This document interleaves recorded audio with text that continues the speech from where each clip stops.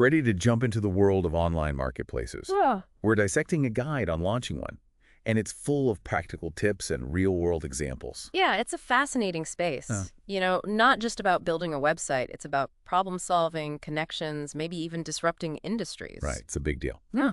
Okay, so the guide starts with the basics, laying the foundation. It says you got to nail down your niche and revenue model early on. Absolutely. Makes sense, right? Like a blueprint before building a house. Exactly. Defining that niche helps you zero in on the right audience, stand out in the crowd. Okay, so imagine a marketplace just for, say, vintage cameras. That's it. Clear focus attracts both the passionate sellers and those eager buyers. Now, for revenue models, the guide lists a bunch. Commission-based, subscriptions, listing fees, even freemium. Yeah, a lot of choices. How do you even decide between those? What are the key things to think about? It depends on your niche, your target audience. Yeah. Like a marketplace for high-end art might do well with a commission model. Makes sense. But a platform for local services, maybe subscriptions make more sense there. Gotcha. Now, the guide also talks about a minimum viable product, or MVP. Sounds kind of techy. It is, but a cool concept. Can you break it down in plain English? Think of it as like a stripped-down version of your marketplace. Just enough to test the waters, see if your idea flies. Okay. So instead of tons of time and money up front, launch basic, get feedback, then adjust based on what you learn. So like dipping your toes in before the full plunge. Yeah. Smart. Exactly. But how do you choose what's essential for that MVP? Focus on the core, what solves the user's main problem. Say you're building a marketplace for handmade stuff. Yeah. Your MVP, it's got to let sellers list, buyers search and buy, and have a secure payment system for the transactions. Functionality first, bells and whistles later. Right. Now, one stat from the guide blew my mind. 80% of businesses doing thorough market research before launch, they see higher success rates. Huge difference. Huge. So knowing your target audience is crucial. Absolutely. Market research, it helps validate your idea, spot potential bumps, refine your offering to meet actual needs. So it's about minimizing risk, maximizing those chances of success. Exactly. Okay, so we've got the foundation, we've validated, now we build.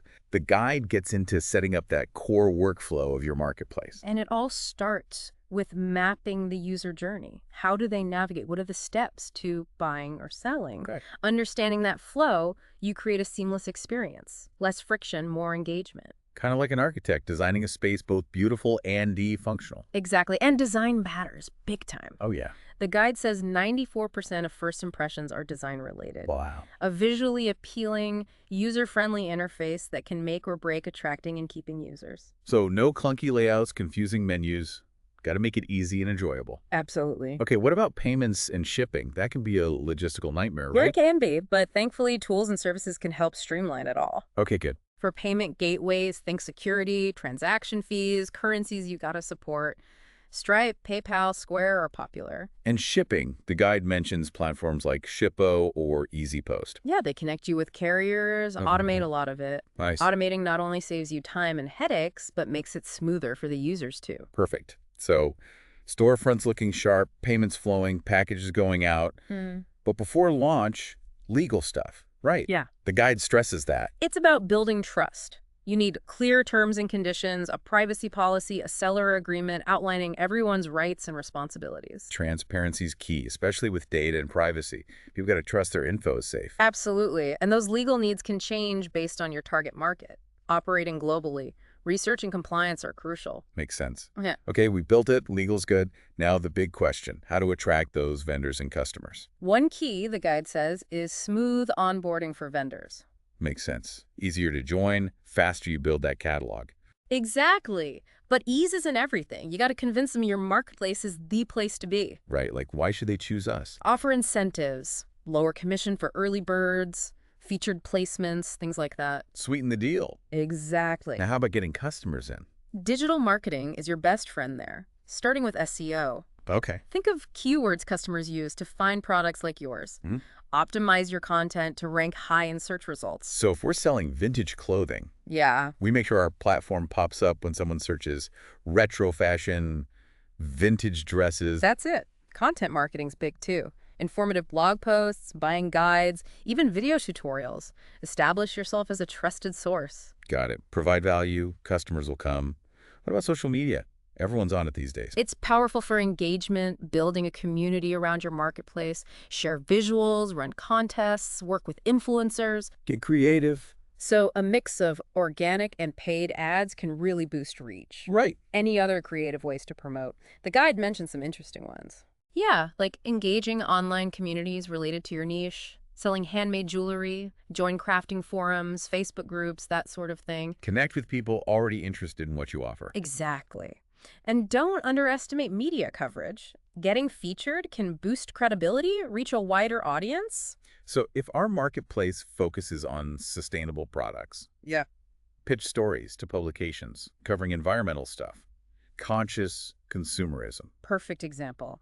And partnerships are powerful too. Collaborate with businesses or organizations that share your values and target audience. So tapping into communities, media, strategic partnerships, Yeah. anything else to make a splash. Influencer marketing is huge now. Yeah. Partnering with those who have a following in your niche can expose you to a whole new audience. Okay, so launching a marketplace for, let's say, handmade jewelry. Yeah. We might partner with a fashion influencer who's got tons of jewelry-loving followers. Exactly. But authenticity matters. Choose influencers who genuinely align with your brand and resonate with your target audience. Okay, so marketing set. Attracting vendors, engaging customers, generating buzz. But before we move on, let's go back to user feedback. Can't forget that. Right, it's not just launching, but continuously improving based on what users tell us. Exactly. How do we gather that valuable feedback? Just wait for them to reach out. Be proactive. Feedback forms, surveys, even focus groups. Okay. Get detailed insights on what's working and what needs tweaking. So actively listen and incorporate those suggestions into our plan. Exactly. And don't underestimate direct interaction. Engage on social media, respond to comments, make them feel heard. Building that relationship. Absolutely. That's the beauty of this space. It's dynamic, evolving, all about creating a platform that truly meets user needs. We covered the basics. Your niche, the revenue model, that all-important MVP. Oh, crucial stuff. Yeah. Now let's see those principles in action with some big names in the marketplace world. It's easy to think they just appeared overnight, but they all had challenges, made smart moves. Right. So their stories are packed with lessons for our own marketplace journeys. Definitely. First up, Airbnb. Ah, a game changer. They totally changed how we think about travel, connecting travelers with unique places all over the world. Yeah. What can we learn from their success? Trust is huge. Yeah. You're staying in a stranger's home, right? Yeah. Airbnb tackled that head on, not just with reviews and ratings, but by building a sense of community. Right. It's more than just bookings. It's about shared experiences, connection. Exactly. But they also had to go global. How did they manage that while keeping that local feel? Big investment in making their platform accessible in different languages, currencies, Okay. catering to that international crowd. But at the same time, they built up a network of local hosts. So travelers get those authentic, off-the-beaten-path experiences. That's the idea. Global in scale, but with a personal touch. Yeah, tough balance to strike. Yeah. And speaking of personalization, Airbnb nails that. They go beyond just listing properties. Oh, absolutely. They encourage hosts to show off the personality of their spaces. Travelers can search based on their interests. So it's creating those memorable experiences, not just finding a bed. Exactly. Inspiring how they blended technology with human connection. Now let's switch to Upwork, the platform connecting freelancers and businesses. A talent powerhouse. Yeah.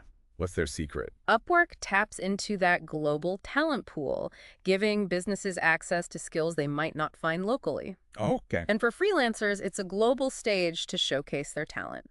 Win-win. Makes sense.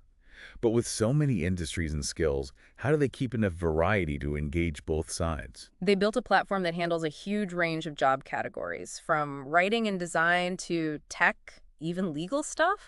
That diversity attracts a broader range of both freelancers and businesses, creates a vibrant ecosystem. Of course, with freelance work, payment security is a big deal. How does Upwork handle that? They have a solid system, holding funds in escrow till the work's done and approved. Smart. So they act as a neutral party, protecting both freelancer and client. Peace of mind is essential online. Okay, we've seen how these giants succeeded.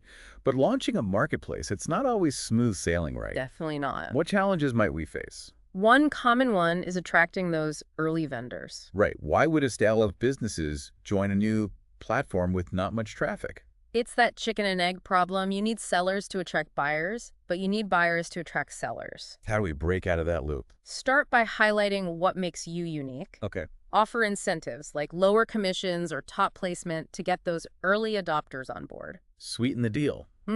Okay, say we've got some vendors. Now, building trust with customers. People hesitate to buy from an unknown marketplace. Absolutely. Transparency is key. Yeah. Clearly outline your return policies, dispute resolution, highlight those user reviews and ratings. Right. Those reviews can be powerful social proof. But as we grow, we might hit an imbalance between supply and demand. Yeah, that's a common one. Too few vendors, you can't meet demand. Too many, it's fierce competition. Prices might drop. It's tricky. How do we manage that? Data is your friend.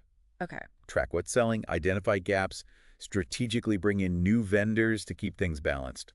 So be data-driven, proactive.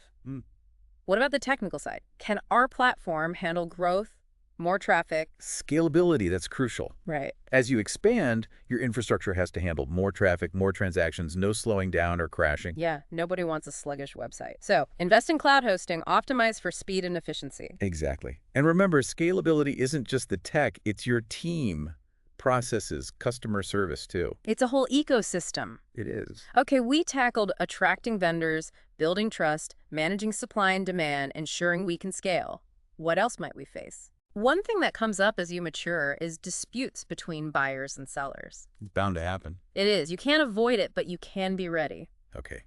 How do we navigate those tricky situations? Seems like a balancing act to be fair and efficient. It is. Start with clear guidelines for everyone. Okay. Outline your policies on listings, shipping, returns, payment terms.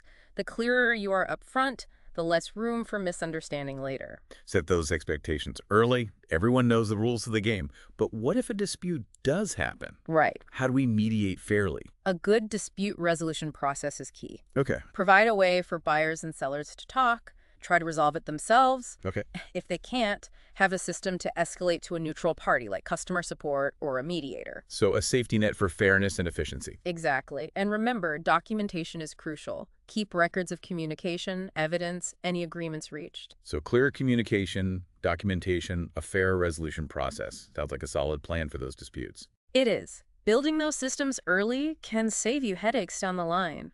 We've covered a lot in this part, from the success stories of Airbnb and Upwork to those tough challenges every marketplace faces. That's a lot to consider. It is. Building a thriving marketplace takes vision, strategy, and a willingness to adapt and overcome obstacles. Absolutely.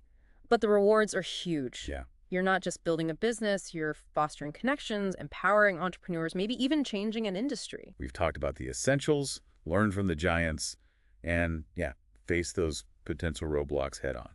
And we've seen, success isn't just about the tech or the transactions. It's more about that whole ecosystem, making both sides feel valued, connected. Exactly. Now, I want to circle back to something you mentioned before, delighting users. It's not just meeting expectations, it's going beyond, right? Absolutely. And sometimes it's the small stuff that packs a punch. Yeah, okay. Like imagine a handwritten thank you note to a new vendor, or a little welcome gift for a first-time buyer. It's those personal touches that make people feel like more than just a transaction. Exactly. But we don't need to spend a fortune, right? No way. Think about featuring a seller story on your blog, social media, or maybe offer a limited-time discount to loyal customers. It's about creativity, those little unexpected delights. So going the extra mile, making people smile. Now, with all this in mind, what's your final bit of advice for someone ready to jump into this marketplace world? Building a successful marketplace, it's a marathon, not a sprint. I like that. There'll be challenges, setbacks, moments of doubt. But if you're passionate about your vision, persistent, always learning, you can achieve amazing things. So embrace the journey, stay flexible, never lose that initial spark. That's it. And remember, this landscape, it's always changing. Who knows, maybe you'll be the one disrupting the next big industry, inspiring the next generation of marketplace builders. And that's a wrap on our deep dive into launching a marketplace. Hope you've got some great insights. Feel ready to bring your vision to life. Definitely. Stay curious, stay connected, keep building those marketplaces that matter. Couldn't have said it better myself. Thanks for joining us, everyone.